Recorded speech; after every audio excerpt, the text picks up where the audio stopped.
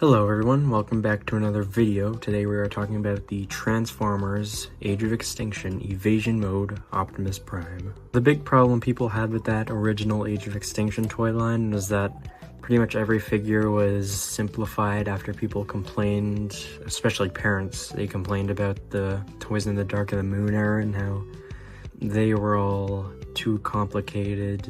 And so for Age of Extinction they pretty much just simplified everything, and it wasn't that great. I mean, the plastic got worse, the paint jobs got worse, and the designs in those movies were a lot harder to translate into toys.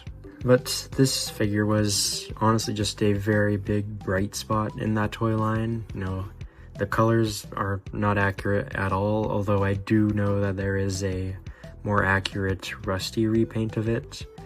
And also the Studio Series one coming up, which I do have to talk about. I do think the Studio Series one looks pretty interesting. Now, it hasn't even come out yet, but I do want to get it to compare it to see if this one is better, even though it's from the Age of Extinction toy line, or if they were able to make a pretty good figure with the Studio Series one.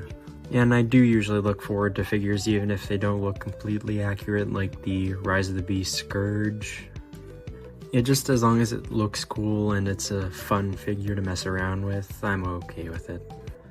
So now looking into this figure, despite the paint job not being accurate at all, I do think this is a great figure and a great design for Optimus. It combines a lot of those movie elements like the mechanical detail and the grill abs and the face. I do like this face design for Optimus, although I do wish the toy had the faceplate on.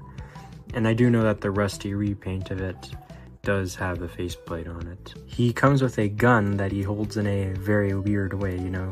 Usually you'd expect the gun to be held, and it almost looks like this, but instead he just kind of holds it from the bottom of the handle, so it looks very weird. And a fun fact about his gun is that it was actually made to be compatible with the Transformers Dark of the Moon Voyager class Megatron. And despite the plastic in Age of Extinction not really feeling great, this figure actually feels great to hold. It's solid. Despite it being over a decade old, it still holds up very well.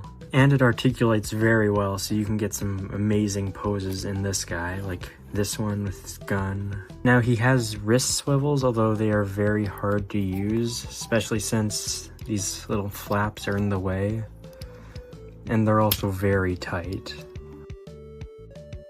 Now, for a couple comparisons, here he is next to the Studio Series Revenge of the Fallen Optimus Prime, the Earthrise Optimus Prime, and the Legacy United Deluxe Class G1 Toy Optimus Prime. So yeah, that should be it for the Robo mode. Pretty cool. Now we can get into his vehicle mode.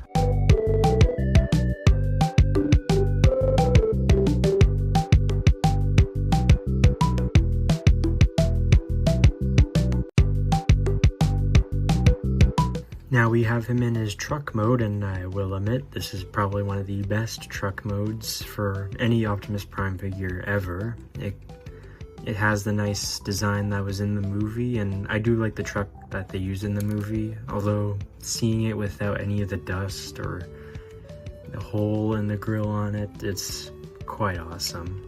And this thing just cleans up very well. Like, yeah, there's the feet on the back and it's a little bit messy there, but other than that, it's a very great looking truck mode. Now, you can store the gun on the truck mode, but it stores here, which doesn't look great. Or it just stores on the back, which also doesn't look great. Here he is next to the Earthrise Optimus Prime.